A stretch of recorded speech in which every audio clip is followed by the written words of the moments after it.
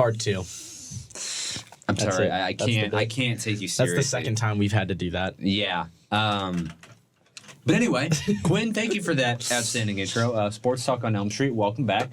We are back for what is going to be I can't even believe I'm about to say this, our final episode of the year.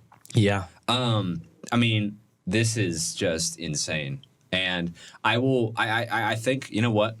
What's up?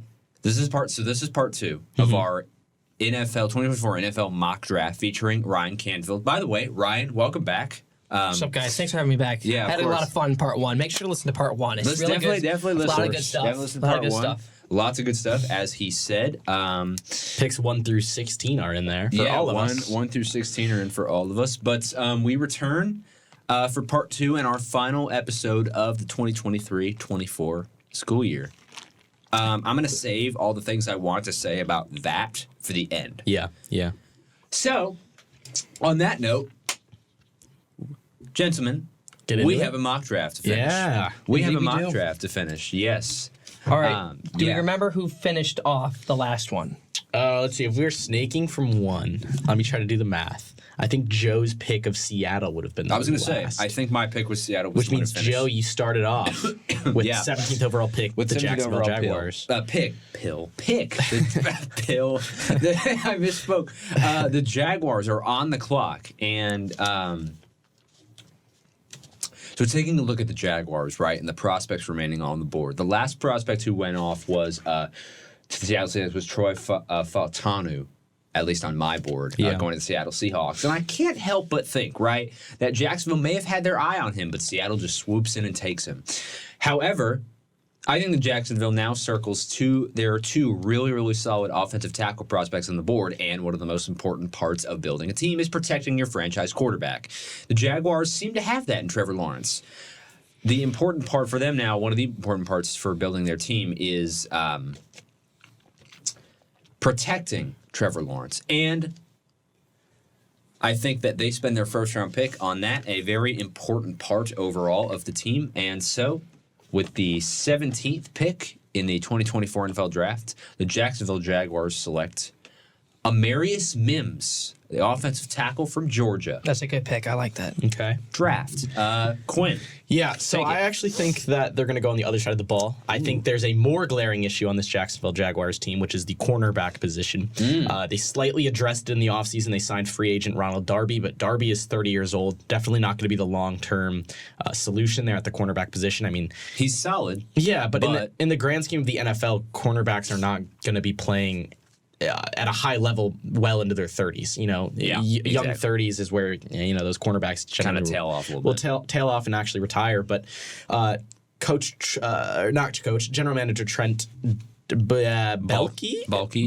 I don't know the exact pronunciation. I mean, he talked about it at the Combine. He said, we've got it out of the group. It's definitely a place we're going to have to address. So I think they're going to go with a cornerback. And the cornerback I'm going to select here is the best cornerback still on the board from my draft, which is Terrion Arnold. So I have Jacksonville taking Terrion Arnold at 17, which I think Jaguars fans would be more than happy with that pick. I agree with that. Ryan. Sorry, I'm just going back and typing in all my picks. Who are we at now? 17, the Jacksonville Jaguars? Yep. I am going to go in that same position that Quinn was just in. While they do need to protect T-Law, they need help on defense. And the best cornerback left on my board, I believe, is Nate Wiggins. So I will have Nate Wiggins go to Jacksonville. Can you turn me up a little bit, Joe? Yeah.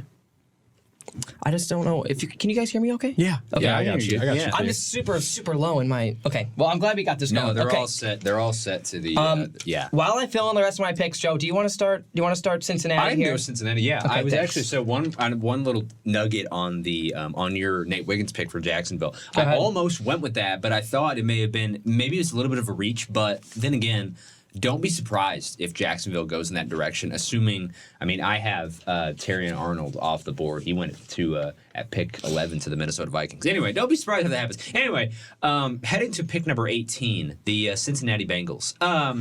This has been a recurring theme for the past couple of years, and I think we all know what I'm what I'm referring to, what position specifically I'm referring to. The Bengals have invested a lot in protecting Joe Burrow ever since their run to the Super Bowl in 2021. They have invested. They have gone after that part of the offense, part of the team really, really hard, and they've invested a lot. Some of it has worked out, and some of it has not. So I think they continue to go in that direction because it's just. There's no way around it. It's still a need. You know what I'm saying? It's still a need. You can't fail like 6 times in a row. You know what I mean? Just keep trying at it, and eventually something's going to stick. Something's going to work out. And like, admittedly, some of the moves they've made have worked. Some of them, though, have not at all. So with that being said, the Cincinnati Bengals select J.C. Latham. Latham. Thank you. Offensive tackle from Alabama with the 18th overall. Before we go too far, I also have J.C. Latham. He is an absolute people mover. He is very good. I know Jet was really, really high on him going into.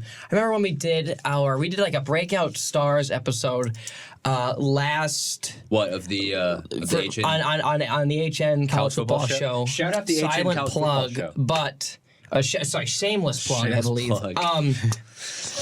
He said that, this J.C. Latham guy was going to have a great year for Alabama. He was looking at someone else. He was looking at film on somebody else. But J.C. Latham is the cornerstone of this Alabama offensive line that, I'll be fair, got dominated against Michigan. But besides that, J.C. Latham is going to be very good for Joe Burrow. He's a people mover. People mover. That's what I like to say for all these guys. Joe Alt is the ultimate people mover. Joe Alt is the ultimate people mover. And speaking of people movers, Penei Sewell. Yes. Big time How about it? today. How about them Lions? Shout out Lions. The Lions has spent a combined $230-something million today. Big day on Amon-Ra and Penei Sewell. Shout out to the sun god, baby. Let's go. Lots of money being thrown around in the Motor City. All right, Q. Sorry I cut you off. No, you're good. Pick number 18. Pick number 18. I'm going to stay in a similar vein here on the offensive line. Look, the Bengals have had 4 different players at right tackle in the past 4 years, so nothing has stuck. They signed Trent Brown in the offseason, but I don't think Trent Brown is the permanent solution for that position. He's not at the same level that he was at his height. Yes, and I also believe he's a bit of more of a plug-and-play guy that will be kind of like a fill-in on that offensive line, a sixth man, if you will. I think that they go offensive tackle, and I see Troy Fautanu from Washington. I know you had him going off earlier, Joe. A little bit to Seattle, He shined in Washington's run to the national championship, and I think he's going to be a good solution to that right tackle position to help protect Joe Burrow. So now, with that being said, we head to pick number 19, the Los Angeles Rams. And now, one of the first things that we may be thinking here is that the Rams haven't had their first-round pick in quite a while. How many years? Quite a while. I think 8 years. Sold the future of the Lions. Lots of years. Yeah, lots of years. They just completely went all in, trading away. Building a super team, and it eventually ended in the best of ways with a Super Bowl win. Pay off. It paid off. But now they're in a new era, I would say. Yep. They have some guys stuck around, but a lot of the guys from that Super Bowl run are gone, particularly and Aaron Donald, a noteworthy defensive tackle. Aaron Donald's retiring this past offseason after, I believe, 10 seasons in the NFL. So he will not be that staple along the defensive line anymore.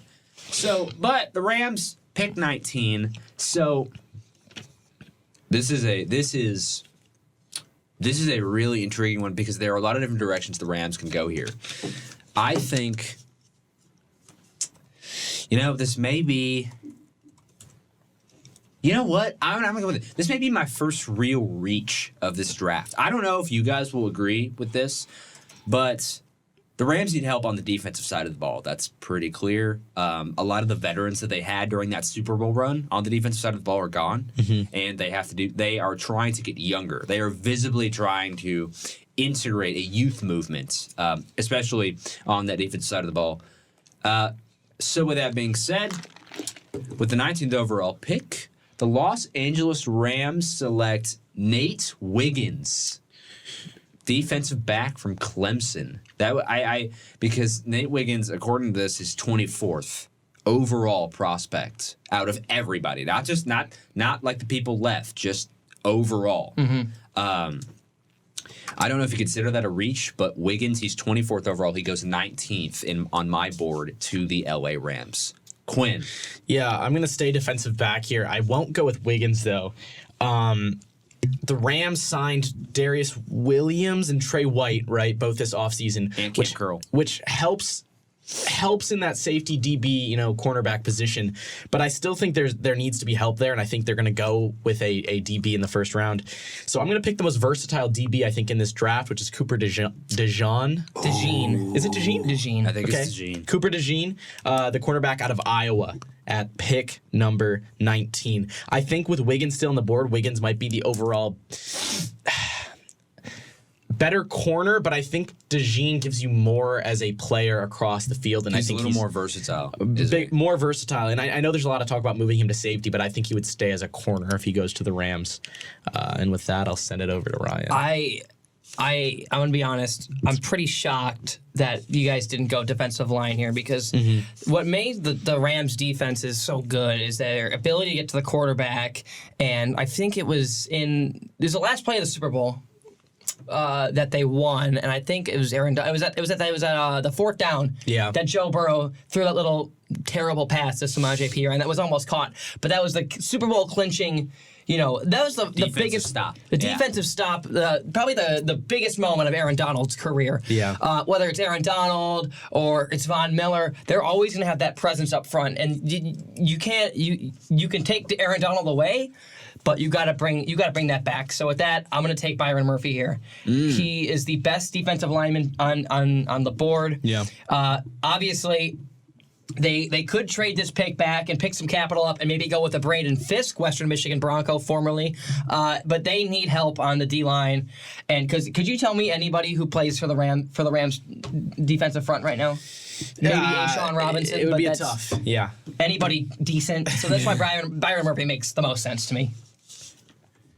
Yeah, so let's keep moving. Going to pick number 20, the Pittsburgh Steelers. Yeah, so the Steelers, they underwent a pretty substantial change at the game's most important position. I feel like that's stealing all the headlines.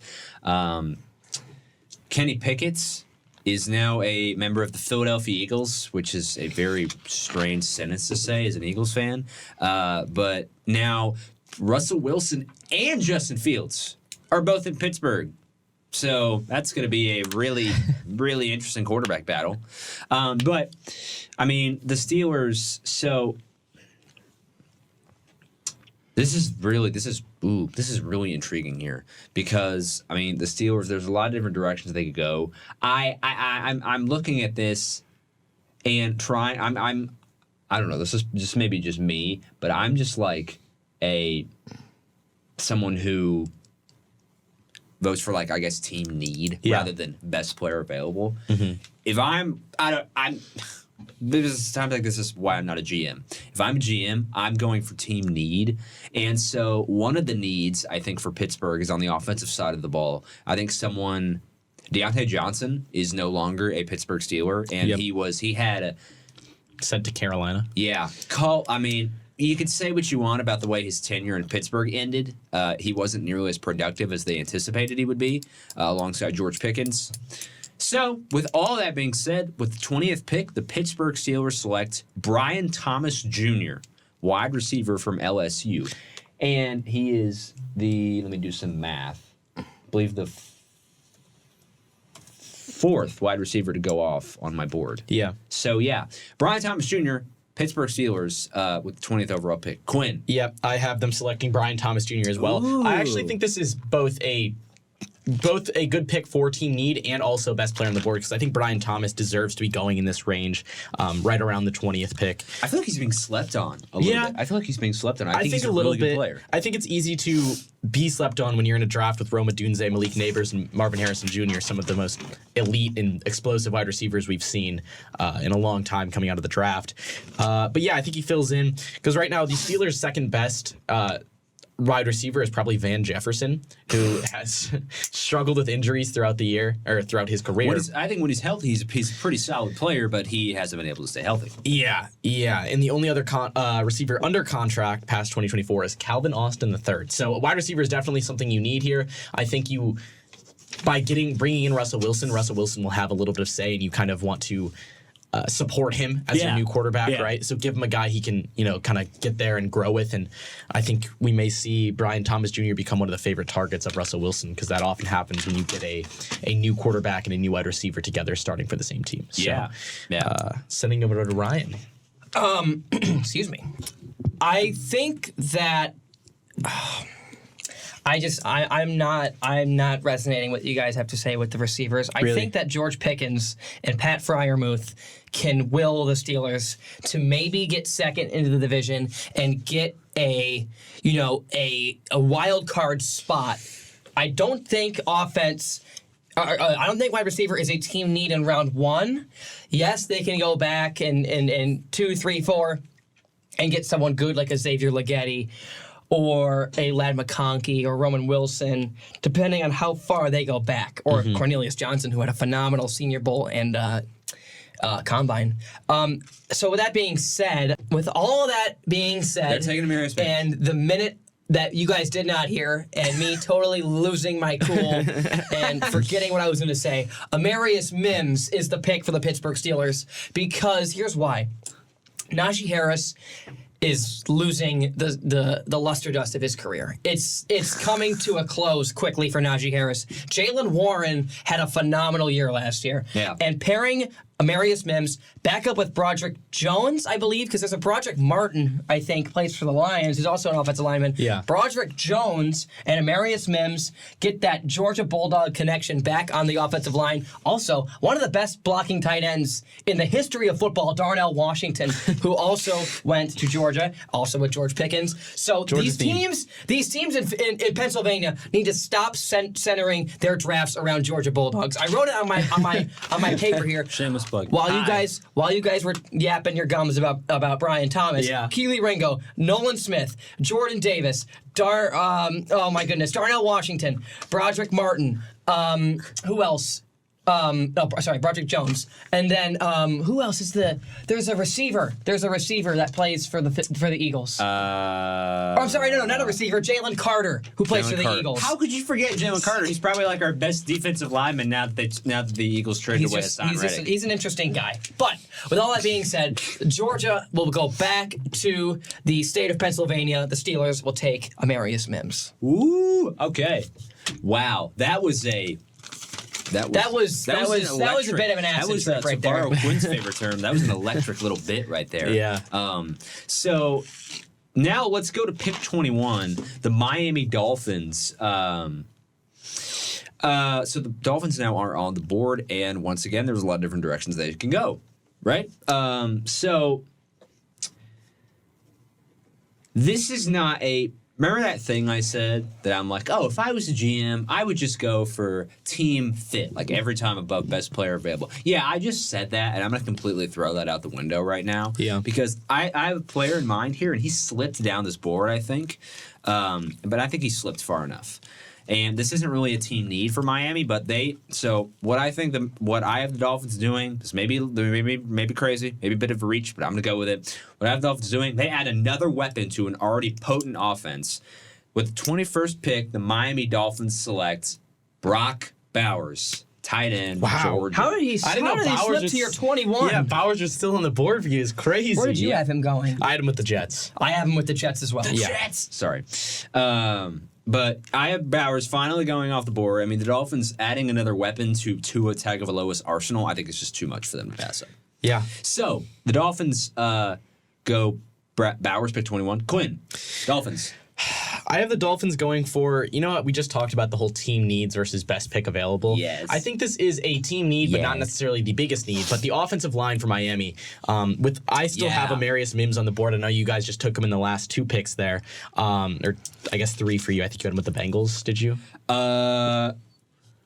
You had him coming off a little bit earlier. Amarius Mims with the Jaguars. Jaguars, okay. Jaguars, right so I have Miami taking Amarius Mims here at the offensive line position. They don't have a horrible offensive line, and they patched it up by some re-signings in the offseason.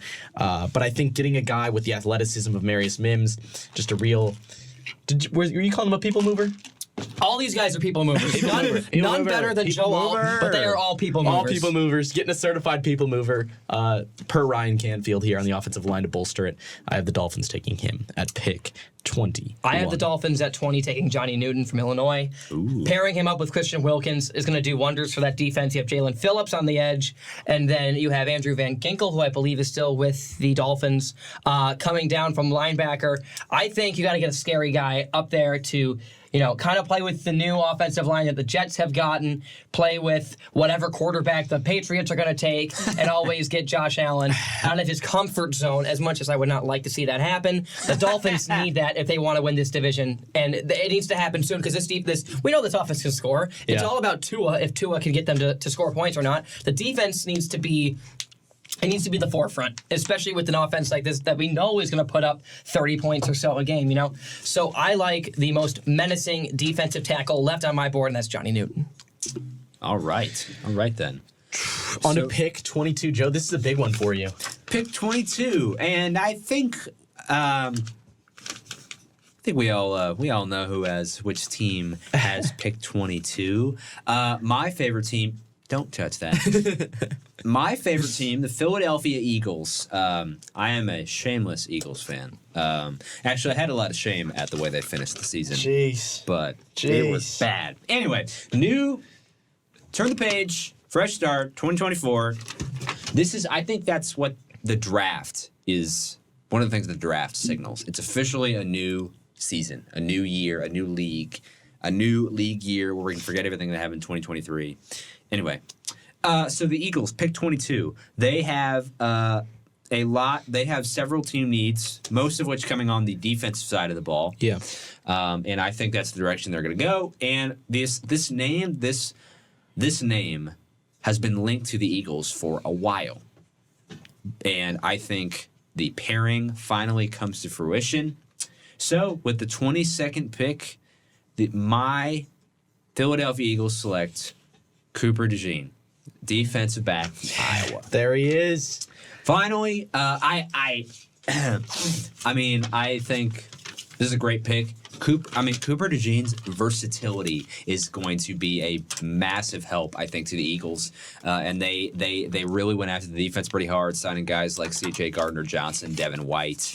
Thanks for C.J. Gardner-Johnson, by the way. He sucks. Hey, you can have him. Wow. Are you thinking DeJean stays? He played 3 games for the Lions and did a lot more harm than good. But whatever. Yeah. Do you think DeJean stays at corner there? Who would be the other corner if they were to take Cooper DeJean? Would it be Ringo, CJ, Probably GJ? the recently reinstated Isaiah Rodgers. Okay. From the Indianapolis Colts, who had a pretty dang good 2022. He was a part of the gambling betting. Sports betting, right? He did he made some not so great choices. Yeah. And some not very good choices. But I think the Eagles take Cooper DeJean. Okay. So, Quinn, who do you have my favorite team taking? Yeah, obviously the glaring issue is the cornerback, defensive back position. They addressed it a little bit with CJ. Not too much though.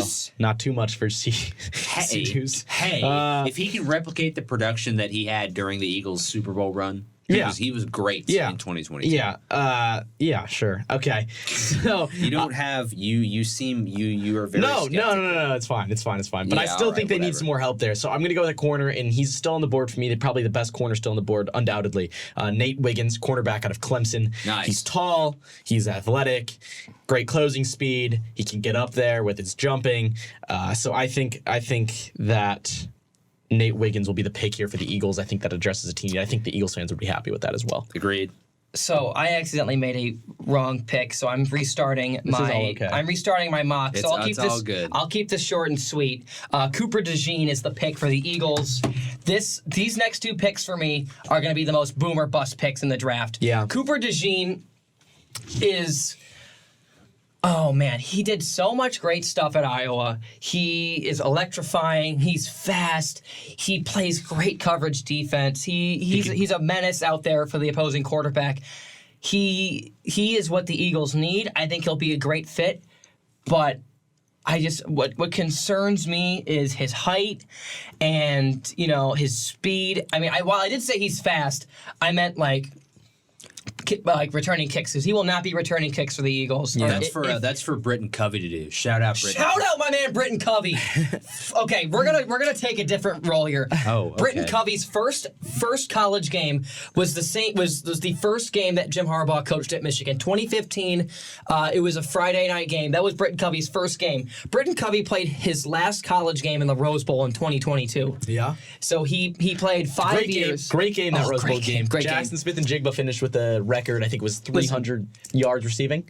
Britton Covey is one of my favorite players of all time. Britton Covey played a couple years at Utah, went on mission for 2 years, came back to Utah, and was a first-team All Pac-12 caliber returner receiver. Shout out to Britton Covey. But what I was going to say with Cooper DeJean is that it's very boomer bust. Yeah. And for obvious reasons, it obviously has not panned out very well for people like Cooper DeJean. I mean, so we'll see what happens there. And while I finish getting back to where I was in my mock, you can go next. Yeah. Let's keep it going. So now Cooper DeJean off the board for the Eagles. The Minnesota Vikings are now once again on the board, and you'll notice on my board they haven't exactly taken a quarterback yet. Yes. Have they? I noticed that, Joe. They have not taken a quarterback. And I think now that the Vikings, who is their current starter? Sam Darnold? Is that it? Let's just call it Nick Mullins. Yeah, Nick Mullins, we'll say. Nick Mullins is like Jaron Hall. Remember that time you told me Nick Mullins is like an experiment? I did say that. And you said, what if we put Josh Allen's mind into the physical makeup / arm of an NFL backup quarterback? Yes, and you because get Nick Mullins. He just chucks it in the end zone, and it's kind of fun to watch, but it's also probably not fun to watch if you're a Vikings fan. Yeah, Nick Mullins. If you're an NFL head coach, I said he has Josh Allen's mind, but the skills and the talent of a backup quarterback, of the average backup quarterback. That's awesome. You said, I think, if it's fun to watch if you're maybe a fan, but it's also it's really makes you pull your hair out if you're a coach or an offensive coordinator or something like that. Anyway, so the Vikings are on the board, and this is pretty crazy. I think this may be another slight reach, but I think the Vikings are so desperate for a quarterback after Kirk Cousins left, that I think they're just like, screw it, we're gonna do it, and and he put up some incredible stats. And he can make so many different throws, and and I think you guys both know who I'm talking about here. Yes. The injury history is a bit scary, maybe a bit of a red flag, but I think they overlooked that and pulled the trigger. And so at the 23rd pick, the Minnesota Vikings select former Indiana Hoosier Michael Penix Jr., quarterback, Washington. Really? Yeah. Can I ask you a question real quick? Yeah, of course. Why do you not have the Vikings taking a quarterback at 5 or 11? Or 11, yeah. Because if you look at 11, who are you? Yeah. You're wasting, I would argue, the Where pick. did you have JJ going? 6 to New York. The Giants? Yeah. I had 4th with the trade up. Okay, sure. So but you think that like who is left? Sure. I feel like. So you're taking the value pick and letting it sit. Yeah. Okay, sure. Yeah. I like that. I'm going to go a similar route as Joe here with the quarterback position. I think I said it in the last episode when I talked about the Vikings. The two biggest needs are cornerback and quarterback. You got to address those. I think both in that first round. Fast. I know. That's a tongue twister. Cornerback. So I had the corner going at 11 with Quinyon Mitchell, and I think you addressed probably arguably the biggest need. Not arguably the biggest need for the Vikings. The quarterback position. I see them getting Bo Nix though. I think Bo Nix has better potential to pan out as a NFL style quarterback. I think he's been running a more pro style offense. Now, it's hard to say that when Penix is like, look, Penix was just throwing almost every possession. Like that is an air raid offense, you could argue, was what Washington was kind of putting out there. Shout out Cliff Kingsbury. Yeah, but I think Bo Nix, I'm higher on Bo Nix than I think a lot of people. I've seen him slipping into like the second round. Yeah, and I think Bo Nix has potential to be, and I'm going to get hate for this, but to be a top 3 quarterback in this draft. Wow. Why would anyone hate you? Yeah, I don't know. I'm not a very hateable guy. I'm a likable dude. I love this kid. So I'm going to go with Bo Nix there at pick number 23 for Minnesota. Wow. I think he could slip. Opinion, that's a reach. I think he could slip to the second round, but I think that Bo Nix is between Michael Penix and Bo Nix. I'm taking Bo Nix over. I think Bo Nix is going to pan out better than J.J. McCarthy in the NFL. Whoa! And I know McCarthy's been shooting up boards. Don't ruffle my man Ryan's feathers over here. Speaking of, he's going to agree. No, so yeah, Bo Nix there at 23. So Ryan, go ahead. Minnesota. I have the Vikings taking Brian Thomas because, and here's why. He is... Oh, I'm sorry. No, not the Vikings. I have the Chargers. Timeout. I have the Chargers trading with the Vikings. I was going to say. This is on the back end of the new J.J. McCarthy deal. The Chargers take Brian Thomas to fill the void of Mike Williams and Keenan Allen leaving because Quentin Johnston did not show enough to be a wide receiver one last year. And so this is where I talk about the boom or bust part of the draft. I'm going to be honest. For the rest of these receivers on here, I would take Adonai Mitchell. I would take Xavier Worthy. I would take Keon Coleman. I would take Troy Franklin all over Brian Thomas. And here's a pick where you have to go with the judgment of the GMs and not my judgment. And I feel like Cooper DeJean was also there because I would totally take Kool-Aid McKinstry over over Cooper DeJean. Okay. So that just goes back to the boom or bust aspect of it. Yeah, he can go up and get balls. He can jump high. I just feel like Malik Neighbors might have made him better. Jaden Daniels might have made him better. I don't know, but we'll see. I could totally be wrong. I could totally be right. Yeah. Just a weapon for Harbs and Herbert. Harbs. Yeah. Let's keep going. Pick number 24. Having a great time, guys. Thank you so much. Of course. Awesome. Yeah, of course. We absolutely. Jet and I couldn't find time to do ours, so I just want to thank you guys because this is awesome. I love the draft so much. It's great to have you here. So, let's get going. Keep going. To 24, pick number 24, the Dallas Cowboys, who have been noted for going Joe's favorite football team. In the words of Jerry Jones, who have been going all in this offseason, right? Yeah. They've been going all in. You know, they traded Tyron Smith, right? Yeah, they went all in. Is that what they've been doing? They signed Eric Kendricks. They went all in. I mean, does any move more scream that's all in, bro. They're all in. Than losing Tyron Smith to the Jets and then signing Eric Kendricks? Yeah, that's Then what have the Jets been doing? The Jets have been going all in, man. Yeah. But no, listen, the Cowboys have been going all in, and some may say they've been going all in. Yeah. Something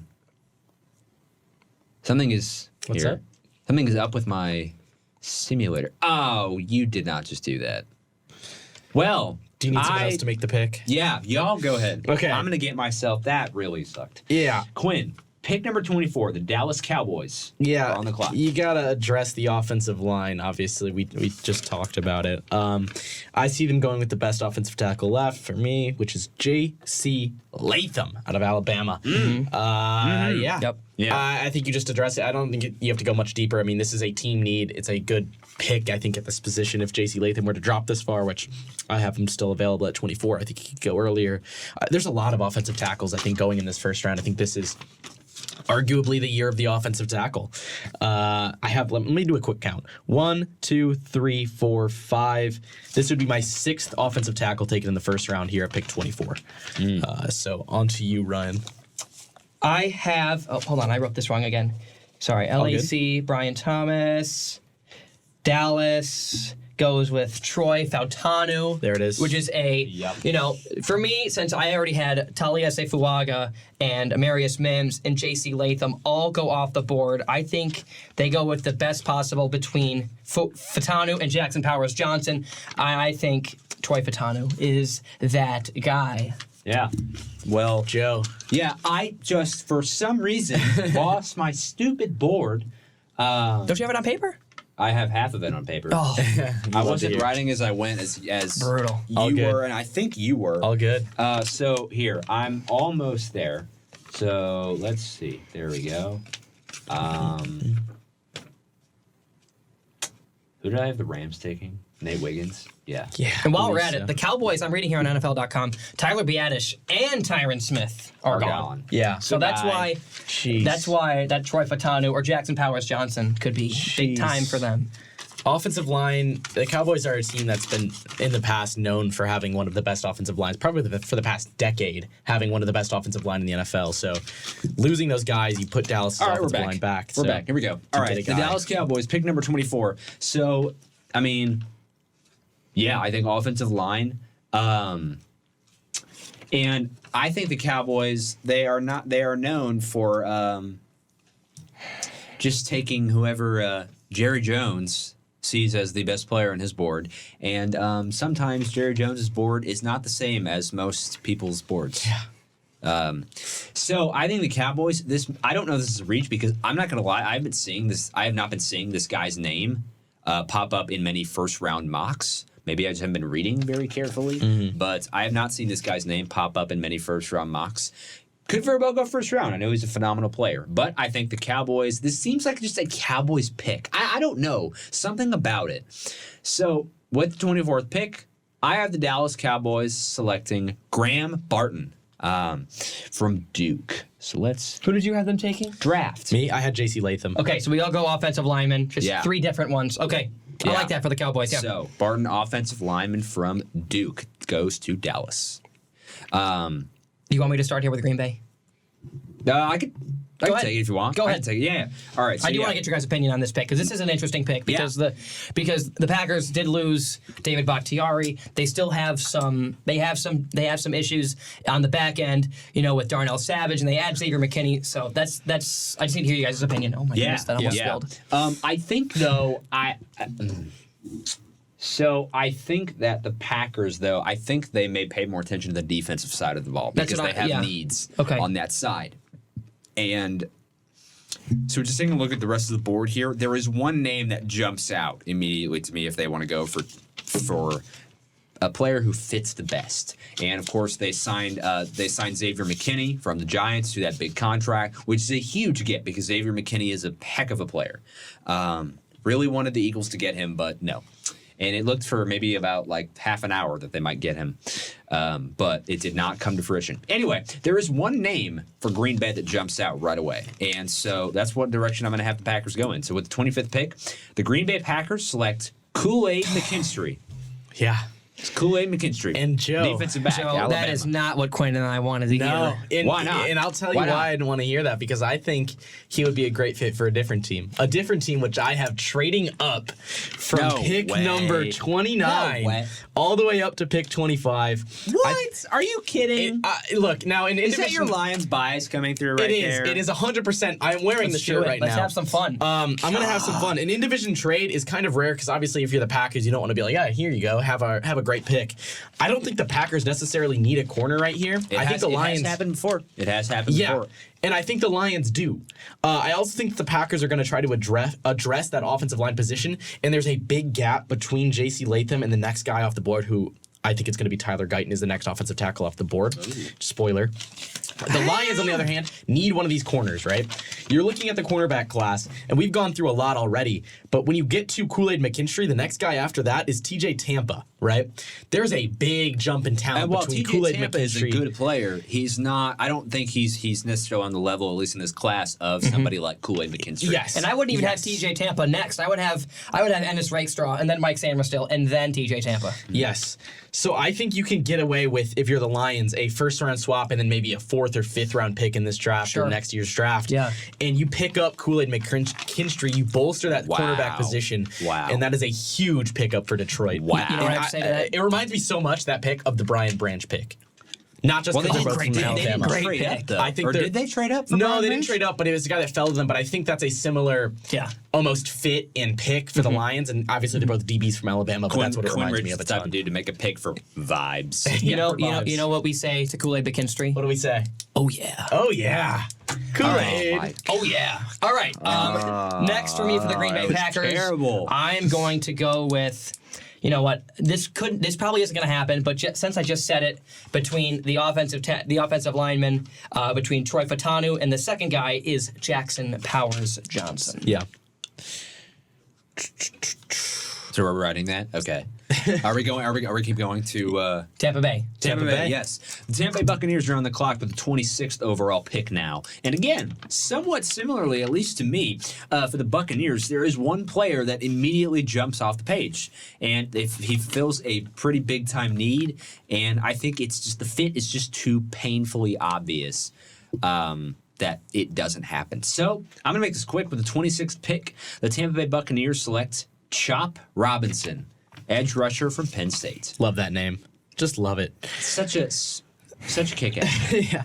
I have Tampa Bay addressing the interior of their offensive line, and I'm going to go with Graham Barton out of Duke. I know you mentioned him earlier, not seeing him on boards, but I feel like he's been a bit underrated. He's a really, really solid player, and it wouldn't surprise me a ton to see him go in the first round. But I don't know. I haven't been seeing his name a lot. Yeah, and I think he played center at Duke, but I think he can move around. Obviously, he can be an offensive guard in all likelihood. So I think Tampa Bay goes with Graham Barton. Yeah, I'll take Graham Barton here too.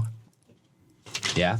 And then we will go to the Arizona Cardinals. Arizona Cardinals, head coached by Jonathan Gannon, who son of Rich, maybe, possibly. Who quite notably has a lot of fire in his gut.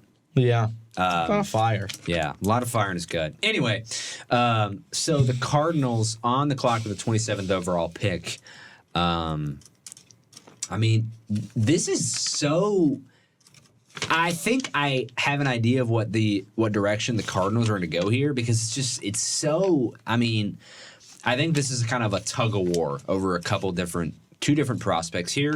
I think, in my personal opinion, one of these guys is better than the other, and I think if I'm the Cardinals, this is who I go with. So with the 27th pick, the Cardinals select Byron Murphy II, okay. Defensive tackle from Texas. Yeah, I see a defensive line pick here as well. Yeah. I was between actually the two Robinson edge rushers, Chop Robinson and Darius Robinson out of Missouri. Who is from Detroit, by the way. I'm pretty high on Darius Robinson.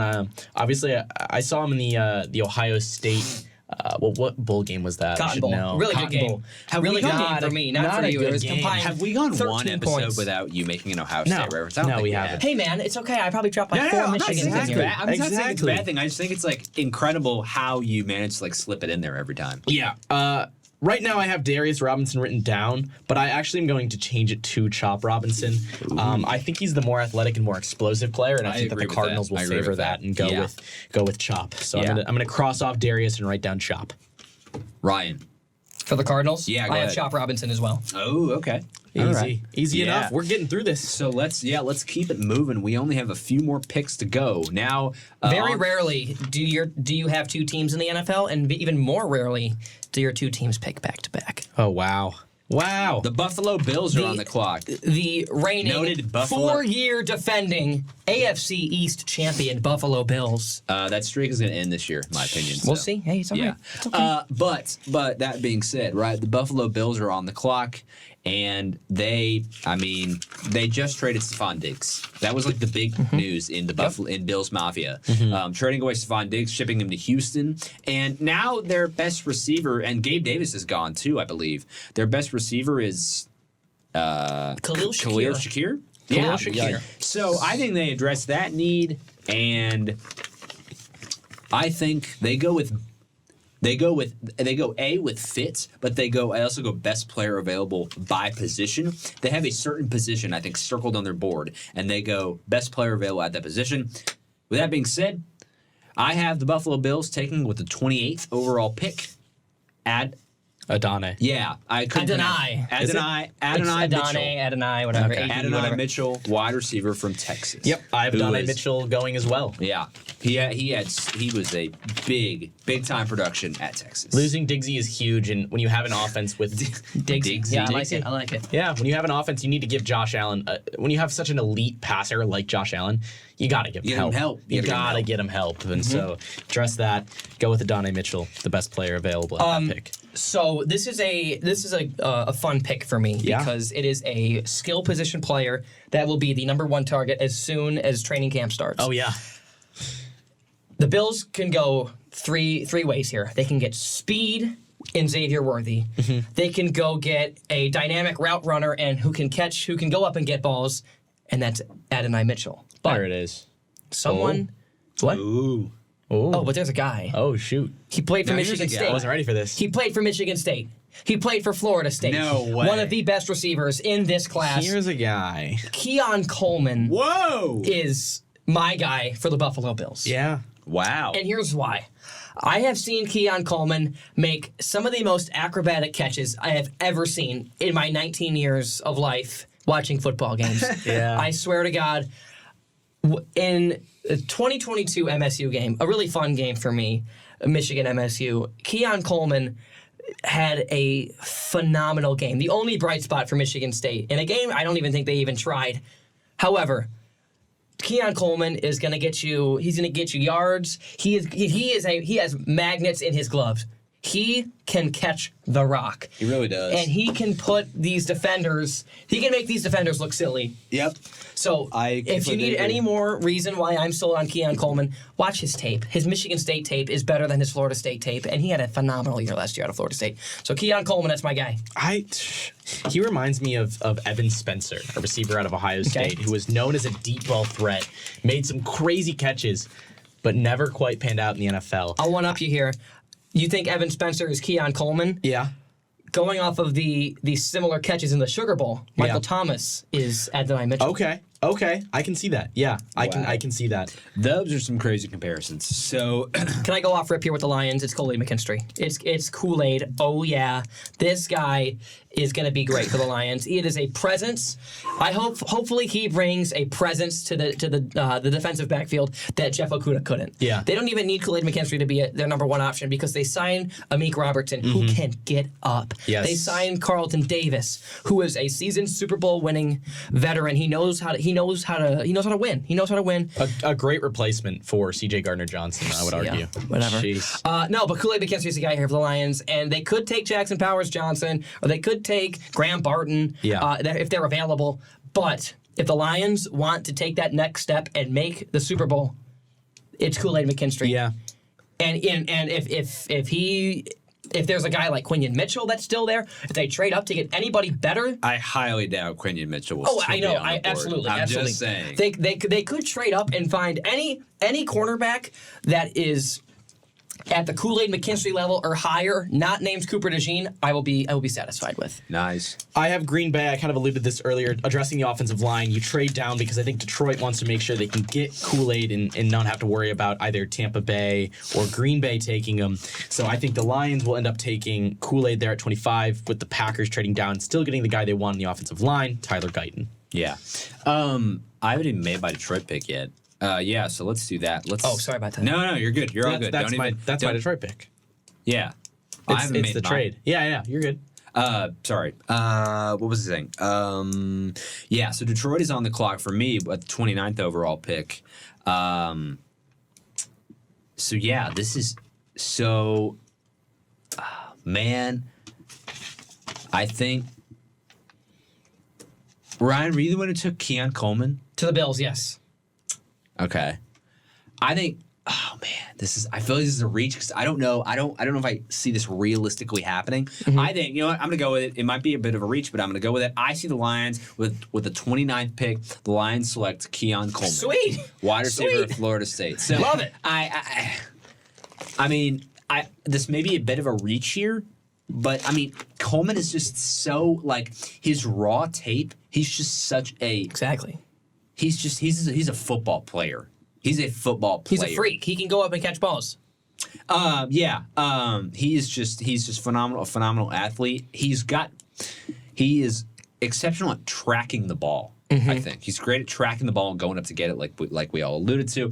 So I think the Lions pounce on that with pick number 29. So Keon now Coleman is the only player in Michigan State history to score a point and a touchdown in basketball and football against Michigan. he's just that guy. Wow. Man. How about Malik it? Carr also played football or basketball. Yeah. All right, we're going to have to go quick with these last three picks. We got three here. more picks in about 5 minutes to go. Yeah, Do you want to take it? Or you want me to take it? I'll take this pick for the first one. The Baltimore Ravens. Baltimore Ravens. I think you address offensive line. I think Jackson Powers-Johnson goes off here.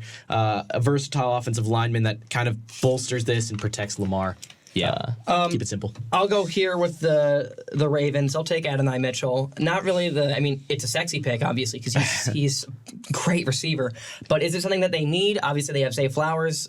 He may be in some trouble right now, actually, so I don't know if they'll have him. But obviously, they have Mark Andrews. They have weapons on the outside. They just extended Rashad Bateman today. There you go. Good for him. He's good. Can't really stay healthy, but when he's on the field, he's pretty good. Yeah, so not really. They're not going to be, if I'm a Ravens fan, Adonai Mitchell isn't going to change them. It's not going to make Lamar any better, but it will be beneficial. Yeah. So the Ravens, I feel like they were maybe the best team in the league for most of the season. Mm-hmm. I would feel, and then it kind of just blew up in their faces in the AFC title game. So I think I have to agree with Ryan here. I think the Ravens, they select with the 30th pick, they take Jackson Powers Johnson. Okay. Offensive lineman from Oregon. Draft. So I think who was that again that just made the pick? The Ravens. Okay. Yeah. Last two here, we have San Francisco. Protecting Lamar is a priority. San Francisco and Kansas City. I will say real quick, of course. Yeah, Joe, you're right about the protecting Lamar. It's just if Jackson Powers Johnson or Grant Barton is available, the Ravens exactly. You gotta go with it. That's why I have him going right there. I think the drop off between Jackson Powers Johnson and who was the last one I had? Grant Barton is significant from Tyler Guyton. So, yeah. Okay. Sorry about that, Quinn. No, you're good. So our two Super Bowl teams, San Francisco, Kansas City. Obviously, San Francisco there at the 31st pick. I think you address defensive line. You lose Chase Young, correct? Is it? Yeah. Chase Young is now in New Orleans. Yeah. Correct. No in Ohio State City. The Saints always have a ton of Ohio State players there. Yeah. But San Francisco is going to go with Jerzon, a.k.a. Johnny Newton, defensive lineman out of Illinois.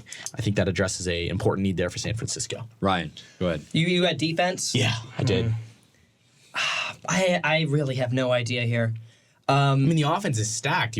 What about their offensive line, though? Could this be Tyler Guyton? Yeah, I think it could be. Or could they go Alad McConkey or Xavier Worthy? I honestly... Alad McConkey's a reach. I don't know. I think if you're San Francisco, your weapons on offense are solidified. If you're going to go offense, you go offensive line, obviously. So I'll take Tyler Guyton. There is the whole situation with Brandon Ayuk. True. I will take Tyler Guyton to the... not SF Giants, the 49ers. SF 49ers. Wrong sport. Yeah. But yeah, let's... I've not made the 49ers pick. Yeah. Whichever one of y'all, you took Jerzon, Johnny Newton. Johnny. I'm going to agree with that. Yeah. I think I almost said the Giants. Dang it, Ryan. I almost said, so the 49ers, I think they have some holes to fill on the defensive side of the ball. For sure. And I think Johnny Newton goes a long way towards attempting to fill that. Could be a Chase Young replacement or just be a staple on the defensive line, kind of like the way Javon Hargrave, former Philadelphia Eagle, was this past season for San Francisco. So the 49ers, 31st pick, San Francisco selects Johnny Newton, defensive tackle from Illinois. And now that brings us, I'll take this, and then we'll go Quinn and Ryan, I'll let you finish it off. Sweet. The 32nd overall pick, our final pick of the first round, our final pick in this mock draft. The Kansas City Chiefs. And I feel like this is just so obvious. It's just so obvious. You can't even ignore I feel like it is. You can't ignore Yes. it. So I'm not going to really waste any time because we have a time limit here. I'm not going to waste any time. With the 32nd pick, the final pick of the first round, the Kansas City Chiefs select Xavier Worthy. Yep. Wide receiver, Texas. Yep. Look, it's the whole thing is it's Tyreek Hill 2.0, 4.21 record 40-yard dash. Look, John Ross didn't pan out with his explosive speed, but we'll see if Xavier Worthy can. I think Xavier Worthy is a better route runner and a better overall receiver than John Ross ever was. Agreed. So we'll see how Xavier Worthy will do, but I think that, the Chiefs, look, deep ball threats are so key for the Chiefs when you have a guy like Patrick Mahomes who can hit those deep routes with consistency. Mm-hmm. Yeah. Worked with Tyreek Hill. I think Xavier Worthy will have some long touchdowns next year, regardless of whether he has a great season or not. Yeah, I wanted to have some fun with our last pick here and take Roman Wilson, but I don't think that's realistic. But Xavier Worthy is too much to pass. He has good size for how fast he is, and he can get down that field quick. So I'll take Xavier Worthy to the Kansas City Chiefs. Are we gonna go run down our whole mock? I don't know if we'll have time. I don't know. We gotta sign off. We got people coming in here right now. Okay. So just want to say thanks, guys. Thank you guys so much. Of course, man. Well, this is gonna be our finale, actually, Ryan. This is our finale. So yeah, I want to just take first and foremost, Ryan. Thank you so much, man, for coming on for the last couple of episodes for this year. I would also like to thank our. I don't know about like the co-directors of the Hoosier Network. Yeah. I'd like to thank shout out to Carla Barone and Austin Platt. Shout out to those guys. Shout out to Riley Woodall, Joe Cronin. Do we have Ben on this year? I don't know if we did. We weren't able to get Ben on this year. We're still going to shout you out, though, Ben, because we're getting you on. Of course. We're getting you on soon. But yeah, I'd like to shout out all of our guests. I'd like to shout out Carlo and Austin because this does not happen without them. Yeah. This does not happen without them. While we're on it, I'll say the same thing for my show. Love you guys. Yeah. Carlo, best of luck to you, my friend. Yeah. Of course. And also, I want to shout out the Hoosier Network co-director for next year, Audrey Marr and Ari Betterly. We should be doing this again for y'all. Oh, we'll be back. We'll be back. I'll be writing. We'll be doing this. So I know you guys are ready and you guys are going to kill it in the co-director role. So from Sports Talk on Elm Street to y'all, shout out, and we can't wait to do this for you guys. Of course. But that should be it for Sports Talk on Elm Street. Who's tuned in and listened. We appreciate you guys, obviously. It's been a great year, and we're excited to move on to our summer and then move on, be right back here in the studio. Fall. You're interning. I'll be interning in North Dakota, Yeah, you're interning. Ryan, what are your plans for the summer? Fox 2 in Detroit, baby. Love so that. excited. Let's Love get it. that. Congratulations. Awesome. Congratulations. Yeah. So that's those are y'all summers. I would say I'm very close to locking up that internship. Let's go. Let's go. I'm like 90% there. I'm also getting surgery. Yeah. I told you about this. Jeez, I'm getting adding one thing to the next. I'm getting reconstructive surgery on my jaw at the end of May. So that's going to be, and then once I get my splint off, I should, barring any drastic last minute changes, which should not happen. Everything should go according to plan. I'm going to have the surgery. I'm going to recover. I'm going to get my splints off, and then I am going up to intern. Sweet. So, Sweet. That's my summer. So, but yeah, no, listen. Everyone that we just mentioned, thank you so very much. This could not happen, would not happen without each and every one of your efforts. And that'll do it for this year. And this episode will be up on Spotify and YouTube soon. But for now, we'll see y'all in the fall. Sports Talk on Elm Street signing off.